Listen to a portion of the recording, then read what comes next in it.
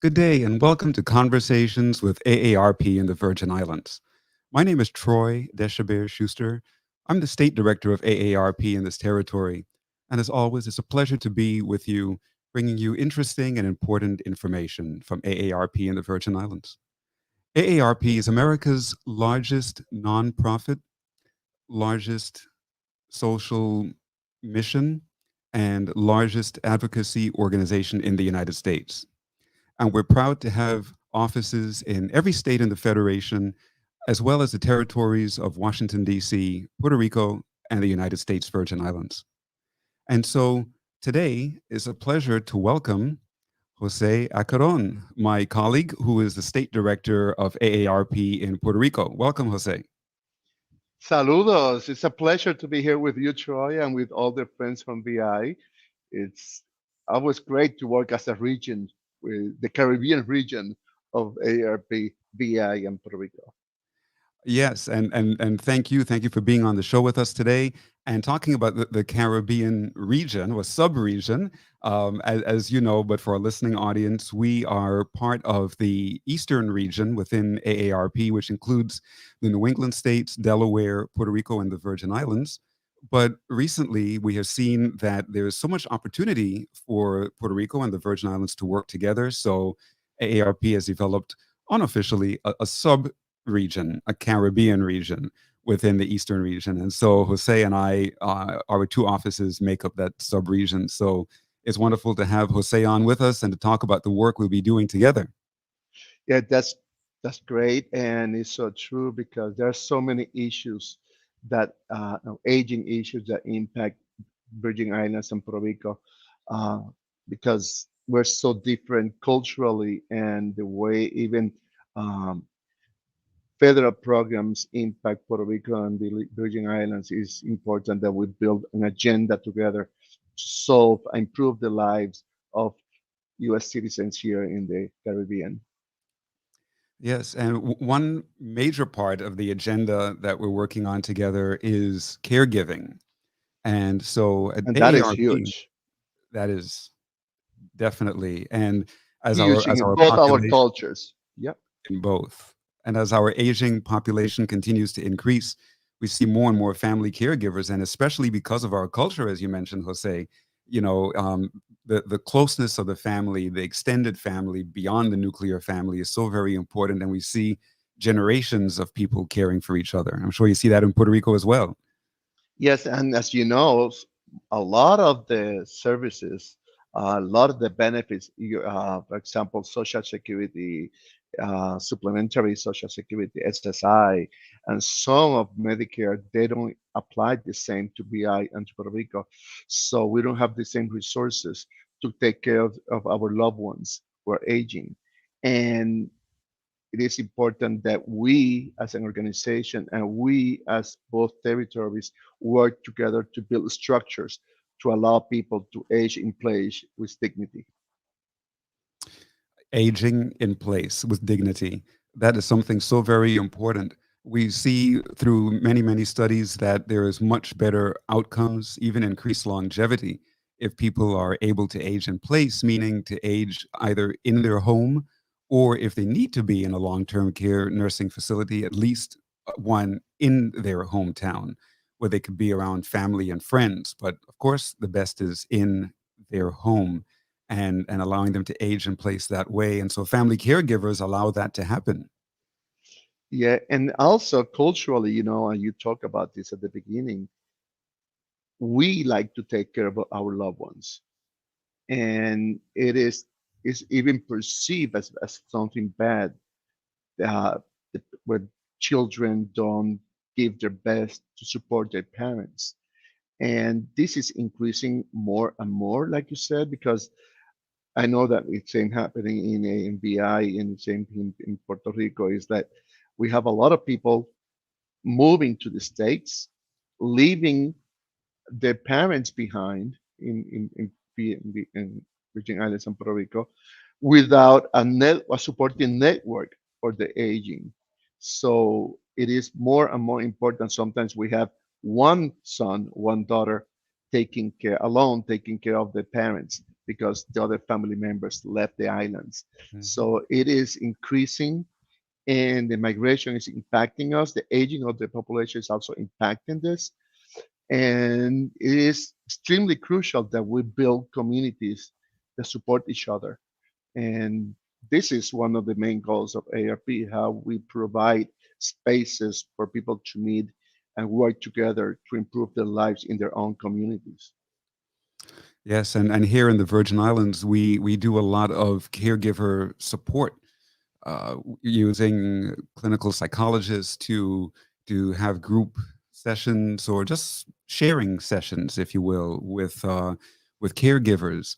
And we find that that's so very helpful to caregivers. They say that it helps them because they have a safe place where they can talk about the challenges of being a caregiver, and they can share their joys, their fears, their struggles of being a caregiver. And we have so many of those kinds of groups throughout AARP. We call them careversations within AARP. It is wonderful. And remember, we in the Caribbean, they were in the path of all the hurricanes, all the natural disasters we've been through, and the pandemic.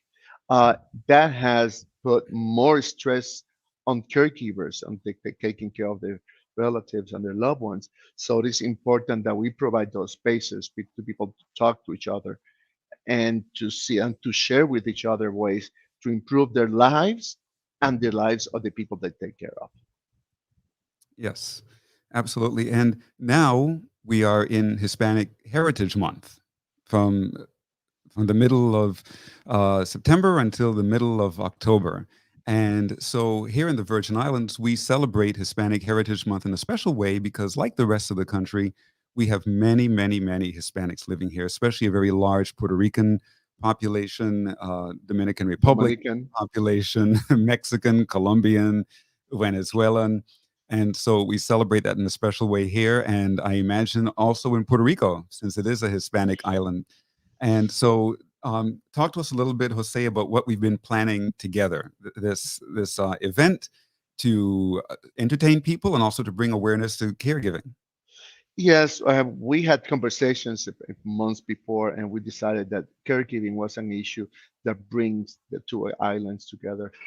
And then we're going to be showing that there's something important for the caregivers is to have respite, to take some time for themselves, uh, to enjoy music, to enjoy watching a good concert. Sometimes caregivers don't have the time to do anything like that, and it put a lot of stress on their lives, economically, socially. They get isolated.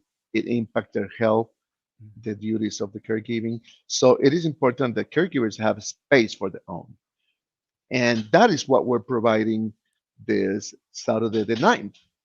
We're having a concert with Plena Libre, so we can dance a little bit and shake the body. Yes. And people can remember that even dancing is a good exercise. So it is this concert is to provide caregivers and all the population a space of relaxing, enjoying, and bringing people together, bringing families together to watch this concert. So it is something very exciting that we are doing new. Both islands are doing new, and we're doing it together. So Yes. it'll be seen in Puerto Rico and in Virgin Islands at the same time. Spanish and English, an MC from VI, an MC from Puerto Rico, but with one heart and one purpose, supporting caregivers and the people as they age. Wonderful. And I'm so excited about this event, for various reasons, but also for the first time in our AARP history, Puerto Rico and the Virgin Islands actually doing an event together, and especially around such important topics, primarily caregiving, and secondly, celebrating Hispanic Heritage Month together. And so, again, it'll be on Facebook on October 9th at 7 o'clock p.m., a live Facebook event. And we encourage you to visit, if you're in the Virgin Islands, to visit AARP Virgin Islands Facebook page, or if you're in Puerto Rico, to visit AARP Puerto Rico Facebook page. Look for the event information and click on that post, and it'll take you to another area where you can register for this event. Of course, it's Yes, free of charge, but we encourage you to register. Was it? yes, and I'll ask if you can show Pam, or they can show the registration link where people can join and register for the event. It will appreciate it a lot. So we'll know how many people is joining us and enjoying this. And this is the first of many that we can do together. I'm excited about that. So yes, it is important that we both offices, ARP offices in the Caribbean, Virgin Island, Puerto Rico, join forces to improve our quality of life and improve the way we age in the islands. That is so different to how people age in the States.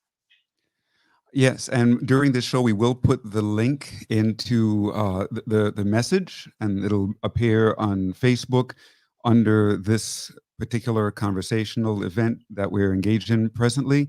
And then you can click on that, and it will take you straight to the place where you can register for this event, And which will be coming up on it's Saturday very evening. easy to register. It takes 5 seconds. So give us the information and please join us. Register for us to register there and watch this concert, Plena Libre concert with us to celebrate Hispanic culture alive more than anything else. And we've been Live. through so many things during this pandemic, a year and a half, and in our case, since Maria 3 years, 4 years ago. Oh my God, it's been four Yes. years. Yes. It looks like a couple weeks ago, but it's Right. so present in our lives. So we've had a lot. We've gone through a lot in the past 4 years. So let's save this space to enjoy together live and enjoy Plena Libre's music. Excellent. And so in a moment, we'll have a guest from Plena Libre joining us. But I Yeah. want to share just a short video, just a few minutes of one of Plena Libre's performances. So you can, if you're not familiar with the band, and it's a world famous band, by the way, if you're not familiar with the band, you'll get to hear a little bit of their music and see them performing in this video and know what to look forward to this Saturday on October 9th at 7 o'clock p.m. So let's take a look.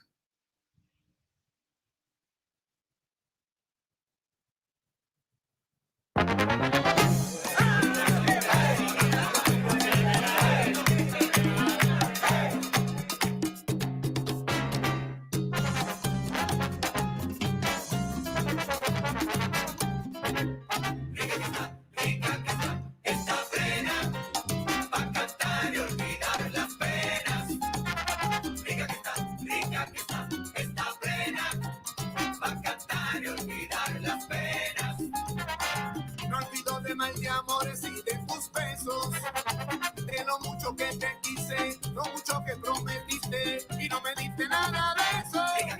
Rica que está plena, para cantar y olvidar las penas. Me olvido del huracán, de la pandemia, los terremotos, el calor, la fila del desempleo y el cheque que no llegó. Rica que está plena, para cantar y olvidar las penas. Del político corrupto y del ladrón, del hipócrita y chismoso, me pongo la mascarilla y con Plena Libre me voy yo. Rica que está plena, para cantar y olvidar las penas. Me fui.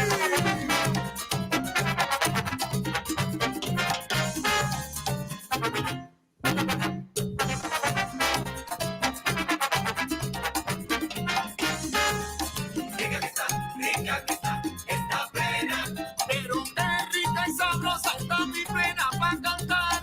Rica que está plena, pero que traigo mi plena para ti. Oye, Gary, te lo dije, que veníamos potentes.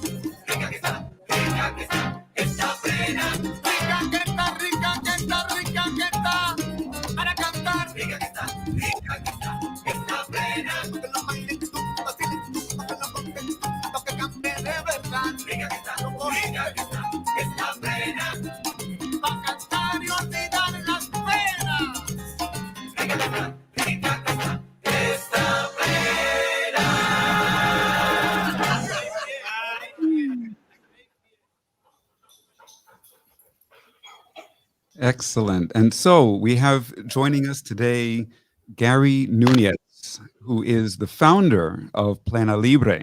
Gary, welcome to the show. We're pleased to have you with us. Thank you. Thank you for the opportunity, and I'm very happy to be part of this conversation. And we're looking forward for people to join us in the presentation next coming Saturday. So it's going to be a lot of fun, and we hope that you join us. Thanks to AARP of Virgin Islands and of Puerto Rico for making possible this opportunity to reach our brothers, not only in Puerto Rico, but also in the Virgin Islands, which are so close and yet so distant sometimes. But we're very happy to be part of this movement, this interest that you just described. And I could not more than agree with all that you just said. We need space for our aging people to be happy and share the product of their lives. Yes, thank you. Thank you. And, it must be such a thrill to be a musician and entertainer. And not only that, but the founder of such a famous band.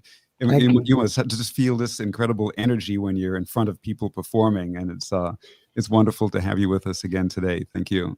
Thank you. Thank you. And so, Gary, tell us a little bit about the origins of the Plena music, the Plena genre of music. Where did it come from, and how did it evolve to where it is today? Well, curious enough, Plena is the youngest of the authentic Puerto Rican music, which most people think these days that is salsa, or salsa is actually Cuban music. But we have basically from African heritage two kinds of genres of music, which is bomba, which is about 15 or 16 different types, different rhythmic patterns, and plena, which is basically one that you can play either slow or fast. Plena is the youngest one. It was, according to historians, there might not be an agreement on the exact date, but it puts it in the ending of the 19th century and the beginnings of the 20th century.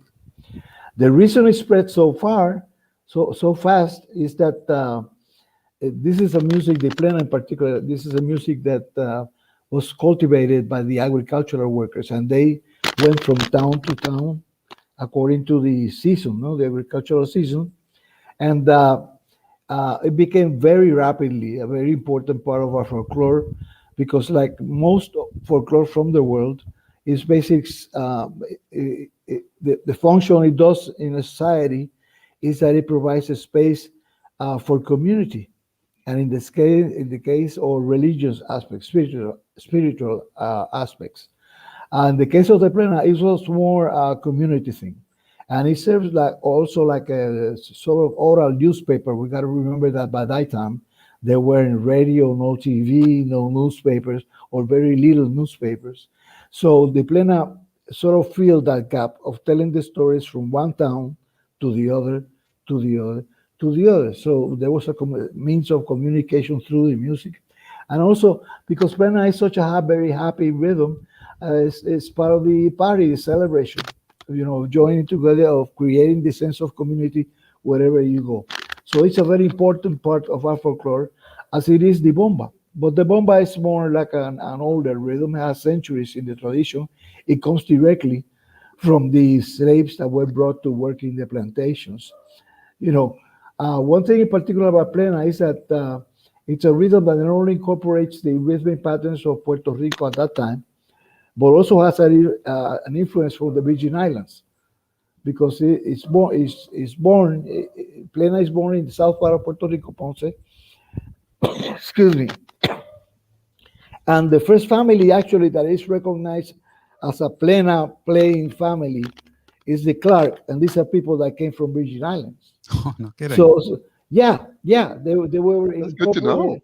Yeah, so they were incorporated into the Puerto Rican culture, and their daughter is supposed to be the pre-plena most important singer.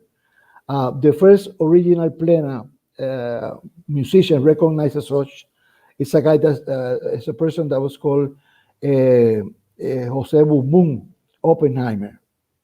So he comes from a German heritage by the last name. But he was an agricultural worker, and he's the one that's first recognized as the first plena musician as such. And he said that's why his name is called Boom Boom, because the basic pattern of the plena is a boom, boom, boom, boom, boom, boom, boom, boom. So he traveled all around the island. The bomba, getting back to it, it's more centuries old, and it was part of the slave tradition. They took the barrels where the rum came, and they put some skin on top of that, and sort of developed some rhythms that came the rhythms that came from Africa directly. They sort of I don't know how to say this word in English correctly. Adaptaron. They fit their They what their adapted. yeah, they fit their culture into the possibilities that they have, which is a very human thing to do. It doesn't matter where you are, your culture always travels with you. So that's what they do. That's what they did when they got here. But that was more in the plantation, so they didn't really move around, because they were slaves at that point. So that was more in the plantations. But since they all came from Africa, what happened was that the bomba then developed somewhere around 15, 16 at least different patterns according to the culture of the African people that were brought here. So it's a very interesting question. I could go all day history talking about this, but more or less that's the origin of the thing. I'm sorry, Troy. Let me ask Oh, Gary. sure. Let me ask Gary. You're the founder of Plena Libre. Yeah. I've been listening to Plena Libre since I remember. How long have Plena Libre have been playing in Puerto Rico? Because Plena Libre is like the Plena culture flag in Puerto Rico, Mm. and it is so embedded in our DNA. As I was watching the video, I couldn't stop moving because it is in our DNA or blood. It's it's a rhythm. It's the rhythm that takes you to your. I have a saying that rhythm comes through your feet, but gets to your heart Yeah, agree. because it's dancing music. But Plena Libre is 28 years. It's in its 28th year of existence, and in a short way, the story of Plena Libre is that I've been dealing with folklore since I was many, many years ago. Yeah, and then I realized one thing about the Puerto Rican history and Puerto Rican artists and culture in general. We have big names in every sort of music genre or music that you can think about, from the classic to the rock and roll to the jazz to the Latin music. We got big. I mean, when I say big names, I'm talking big names. People that worldwide recognitions. But the rest of the world knew very little about our music as Puerto Ricans. I mean, in the heart of, for example, let's say Ricky Martin, in his heart, there's the Lelolai music, which is the country music, and there's the bomba and the plena. But people don't know that because Ricky Martin, like the rest of the musicians and the artists, they become famous by performing other arts, other music from other countries, which we do very, very, very well. so, so I said, I think we need to do this and stop keeping to ourselves the basis of our music as Puerto Ricans, and that's the reason I started Plena Libre. That was 28 years ago, and we've done a lot of work, but also I feel that we've been blessed, and we thank for the opportunity for doing this, not only in Puerto Rico but also throughout the world, and it's been very. Yo me siento agradecido y bendecido de poder hacer eso. Uh, I'm sorry about the language, but Spanish is fine. yes, Spanish is the way, it's my natural language, and the soul speaks from the natural language. Yes. Funny, son, Troy, because when he goes to the heart, the Spanish Yes. comes out. Yeah. Spanish. That's Absolutely. that's the It's- best it's way go- to say that you feel blessed that you were able to do this and grateful you were able to do this. But that came Yes. from your heart, and that's why it went to Spanish directly. Uh-huh. Thank you. Sí, Yes, de la thank corazón. you. Thank you for Yeah. understanding. Absolutely. Now we have just a little over a minute left. So if you will tell us in No, Spanish really. about, yeah, the time flies. Just tell us in Spanish, Jose and Gary, about the show, when we can expect to see that this Saturday evening in Spanish. You wanna go first or Jose? Dale, Or, Gary. El Okay. piso es tuyo. Thank you. The show is going to be a two-part presentation. It's going to include a little bit of information about the bomba and plena and the history and the sounds and the way the rhythmic patterns are built in each other.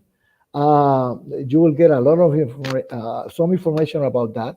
And then the second part is Plena Libre doing our version of what the plena and the bomba is for us today. Let me say this shortly. There are two ways to deal with folklore, which two ways are correct, actually. One is you keep it straight the way it is, and sort of carry it on and serves as a route for the coming artists to start up, and the second one is where you create your voice from starting from that route, but according to the experiences that you had in your life and your actual medium, right? It's not the same talk about the 20th century that talk about the 21st century. The distances are very far. So, well, then you get to the show to see Plena Libre performing the Plena and the Bomba, but more up to date, in terms of style, arranging, the approach to the music, keeping the basic things of the rhythm, but also building on top of that by the arrangement and the performance to keep it up to date. And that's what I try to do. And we have been lucky enough for people to love the way we do it. So that's why you're going to have a lot of fun. The band is a lot of energy. And I always advise people that are going to see Plena Libre that they put the comfortable shoes because they won't be able to be sitting down too long. Okay. That'll be me. Great, Jose. Let me tell you, Plena, I love to dance Plena. It's one of my favorite dances is Plena. So I'm really enjoying this. I'm looking forward for Saturday. I'll be here home dancing Yeah. to the rhythm of So- Plena with Plena Libre. So this will be coming on Saturday, right, at 7 p.m. And you got to Yes. log on to the Facebook pages in AARP in Virgin Islands and in Puerto Rico. Please do that. Please do that. Okay, you're not gonna be sorry about it. You're gonna have a lot of fun, and we wish you well, especially not only the aging people but the caregivers, which are such important persons in the life of many, and sometimes they're overlooked. So we like the caregivers, and not only the members of the ARP, but also the caregivers to join and just take it some time out to have a fun and enjoy the music and be part of this beautiful thing is going to be happening. Wonderful, wonderful. Thank you so much. We're out of time, but Jose Acaron, State Director of AARP in Puerto Rico, and Gary Nuñez, the founder of Plena Libre, thank you for joining us today. And we hope that all of you listening and viewing will join us for this live virtual concert of Plena Libre on October 9th at 7 o'clock p.m. on Facebook. Please visit the AARP Virgin Islands and also AARP Puerto Rico Facebook pages. Click on the post and register for this event. And we'll also post it here at the end of the show, the link for registration. Thanks so much, gentlemen. Thank you very much, and see you then, Saturday. Hasta We'll see you sábado. then. Sábado 9 a las 7. Okay. Okay. Have a great day. You too. Thank you. Bye.